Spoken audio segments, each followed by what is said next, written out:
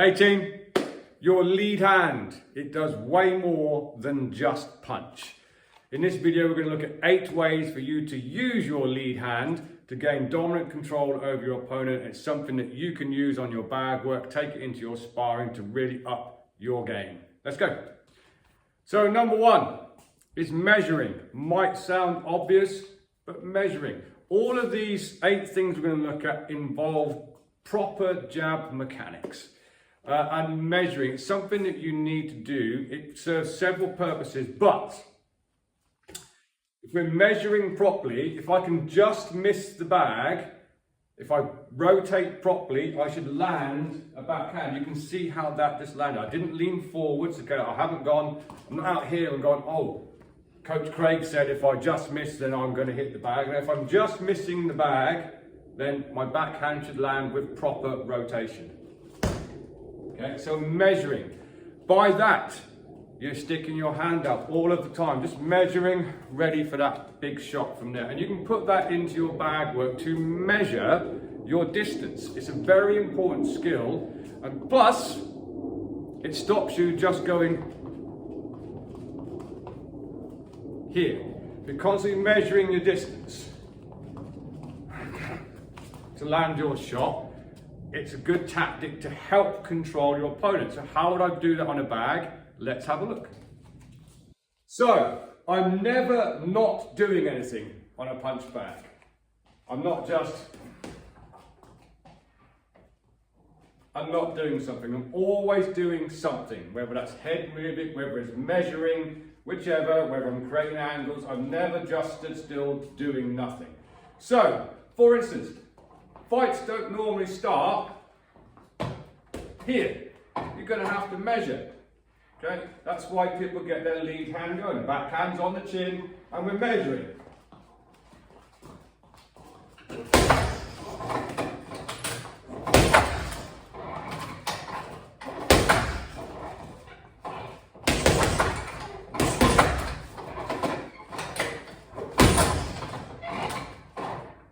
Also creating space between you and your opponent, helping you control. Number 2, blinding, essentially disrupting your opponent's vision. Whether you're doing this as a southpaw or as an orthodox, obviously we all know I'm a southpaw. I do this a lot. It's part of your long guard game, okay? There is a high risk. You have got one hand away from your face. You know, you're open here, open everywhere else, you know, same here. It's high risk, but it's often high reward when there's high risk. Blinding, all I'm simply doing is sticking my hand out in a long guard, palm heel. I'm not just like this, palm heel. I'm opening my hand up from here, and I'm blinding. Yeah, it's difficult for you to get around that. Top tip, this is not blinding. Yeah, sink that chin behind your shoulder just in case. You can mix this with your measuring and your blinding. You can see just from you being the viewer, me being the person on the camera, that this is quite awkward. It's a stiff arm, my chin is behind my shoulder, moving it around from here. That's also helping me measure to get my shots in. So if we combine measuring with blinding, I'm literally here, yeah. It helps us get control of our opponent. So we can mix those 2 things together on a bag. So using number 1 and number 2, I need to measure to begin with. My hand's working.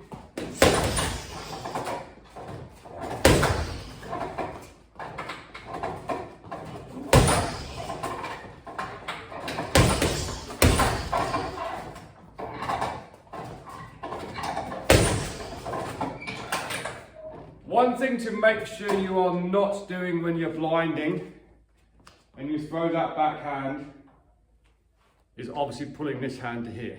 Blinding, when you throw the shot, comes back to your chin. But here, measuring, blinding shot. Yeah, it's a great way to get control. Let's have a look at number 3. Number 3 then is lane control. It's very similar to measuring, and when you're doing it on a bag, it might look exactly the same. But obviously, when you're doing it on an opponent, it's something else. So something you try in sparring. Yes, you are measuring, but essentially, I'm not jabbing at you. Typically, if I'm orthodox, I'm going to be jabbing at your lead hand. Why?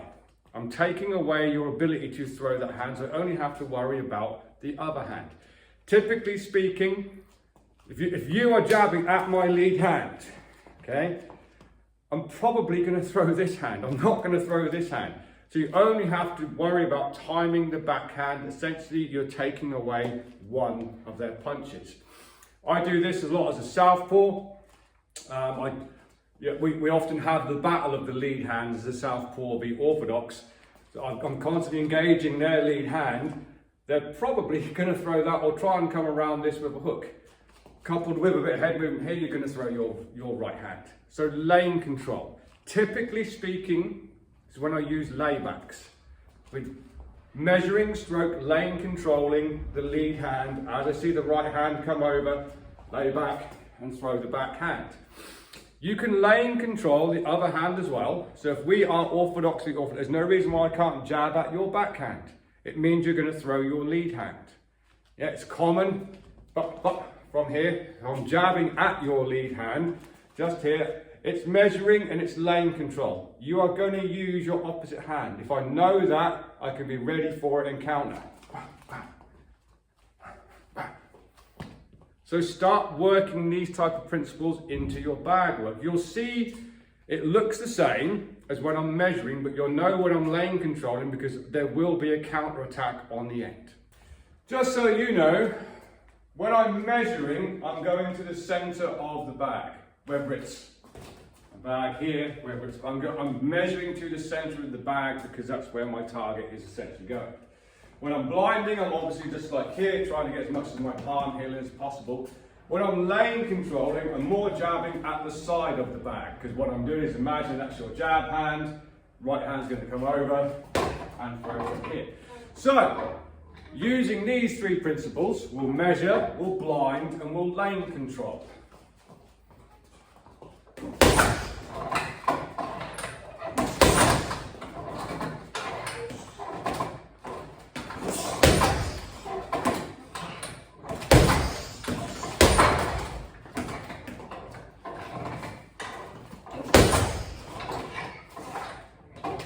So that was three principles. Let's have a look at number 4. So number 4, trapping. Very similar to blinding, although I'm now going to make contact with your lead hand. Remember, yes, someone will probably put in the comments, but your spleen is exposed. I'll just go to the body from there. I know that there is a high risk with high reward. And essentially what that is a blind when I'm actually pushing it onto one of your hands. Okay? So when we are lane controlling, we're jabbing at the hand. When we are trapping, we are literally palm on the hand. Okay? It's going to lead us into one of the other ones as well. And sometimes it's a good way to close the distance because you can go from trapping the hand, stepping forwards, bringing the elbow in and trapping both, particularly if they pull up a high guard. If you're sparring with someone who has a habit of shelling up from here, you throw some punches, they shell up, trap a hand, come in, elbow across. Now you can start working wherever you want to, and I'll go into another principle. So let's combine all of the other three principles, and when we're doing our blinds, get into a trap from there. Let's have a look. Just bear in mind, this is backwards for me because I prefer to be this way around. Before anyone gets overly commental and starts going, oh, you're not very good. I know that's because I'm orthodox today. Right, so we're measuring, we're blinding, we're trapping, we're also lane controlling as well. So,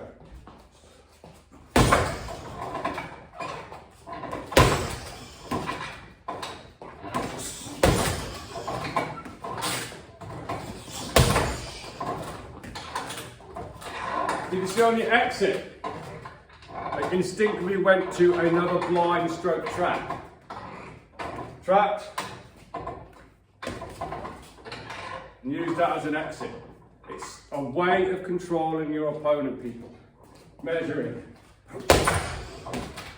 Lines. Lane control.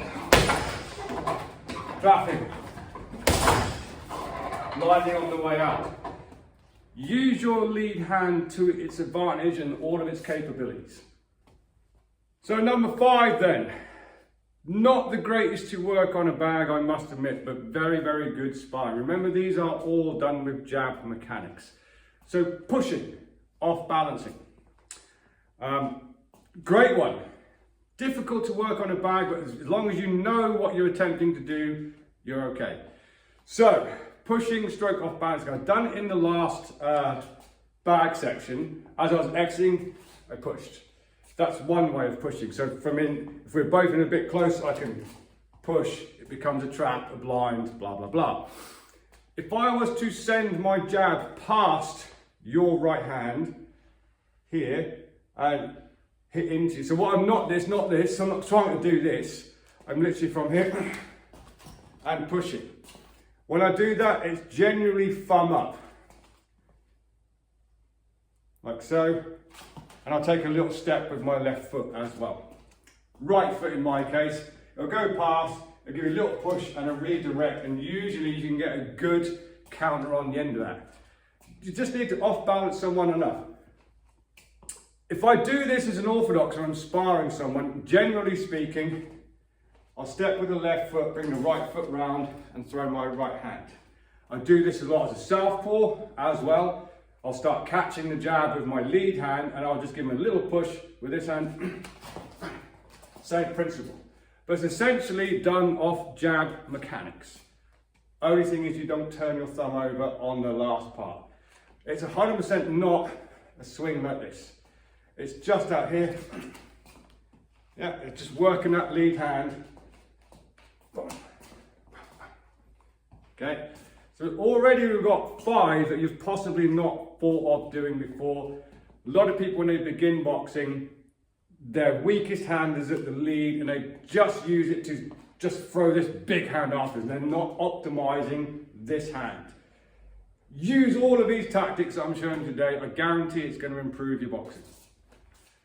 So for instance, if I'm measuring and I'm missing, which I want to be, I know I am a whole step away from landing that shot. Yeah, I'm measuring, I'm not hitting. 2 half steps, so a movement step and a recovery step, that shot should land. Therefore, if I'm measuring, I know if I step in with my jab, but offset it, I can usually off balance someone. So if I'm from here, measuring,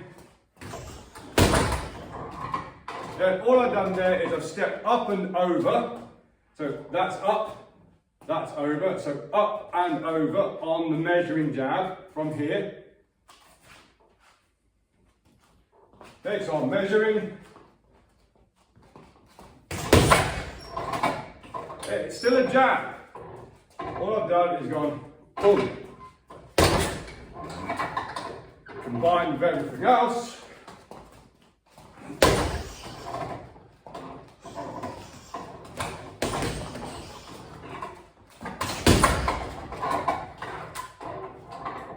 Use your jab to your advantage. Number 6 then, prying. Prying opens someone's guard. Again, do it as a lot as a southpaw. Lots of professional boxers use this. Lomachenko springs to mind, as he does on this channel all of the time anyway.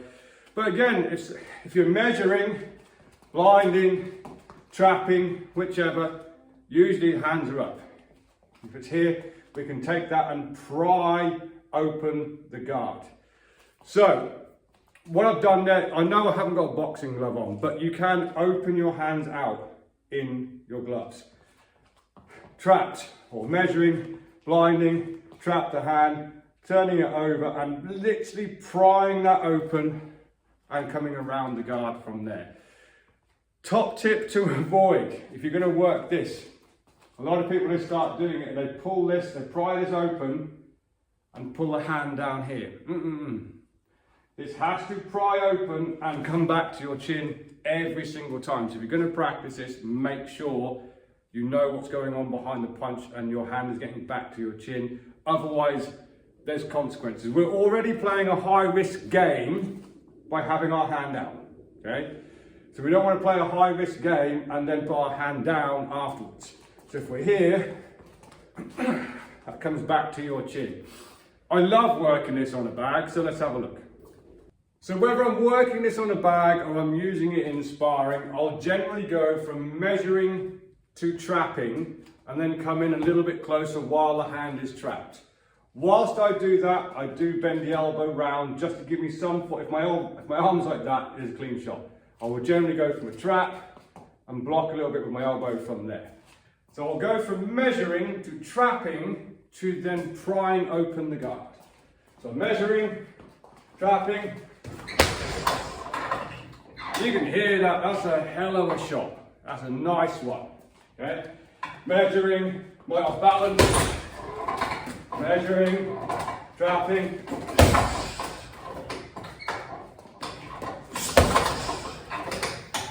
Use a push on the way out as well. Own the distance between you and your opponent. Measuring, trapping. They're all lead hand tactics that you should and need to employ into your game. Number 7, pulling stroke pushing. This is very similar to the first one, and also there's a good point for southpaws here as well. So pulling, instead of prying open from the side, it's going on top of the glove and literally pulling down to send a straight shot. So the previous one, prying, came in from the flank. This one's going to pull down and come from the top from here. Same thing to look out for, because you are pulling the hand down. There's a huge there's a huge potential, if you don't think about what you're doing, to do that. Okay, it has to pull down and come back to a chin. So that's the motion of the lead hand. From there, boom. What I mean by pushing, I use it a lot as a southpaw.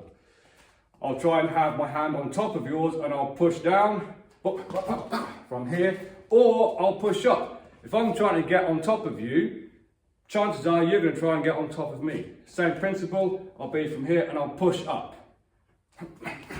from here. No reason to say you can't do that as an orthodox. Great one for us southpaws though. Push down, step around. If they're trying to be dominant of your lead hand, push up, come underneath from there. So pushing and pulling works just as well as prying, as long as you understand what you have to do with your hand to get it back to your chin. So this works generally the same way. No one's going to let you just walk in, put your hand on top of theirs, pull it down and throw a shot. You'll be measuring first, probably blinding, then trapping. Then you have the option to go around the side or pull down from the top from there. And the only difference being, this is a bit more long range. Okay, I can be out here. So I don't want to throw a straight right from here, that would be silly. I'm going to have no power on one of my powerful shots. So measuring, I know from a half step, I can go forward, measuring, trapping, pull down, from here. Hand back to the chin. Yeah.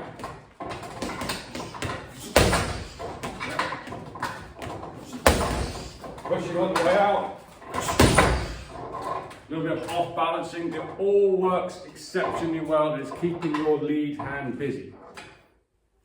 Number 8 then, simply feinting.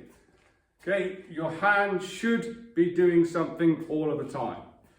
If I'm sparring with someone, obviously I'm this way round, but I'm never just here. This hand, or for me, this hand is always doing something. It's doing one of the previous 7 things, or it's feinting. For me, I like to feint high, low. Here, feinting, blinding, yeah, trapping, pulling open guards, pulling open punches. From here, it's always doing something. It's never just here. But your feints need to be believable. If I'm just going, probably not going to sell it. It's about 60% of your actual punch. So if your jab is here, that's 100%. It's about 60% off. Yeah. Trying to gauge out a reaction. So adding that all together, Let's have a look at all 8 principles.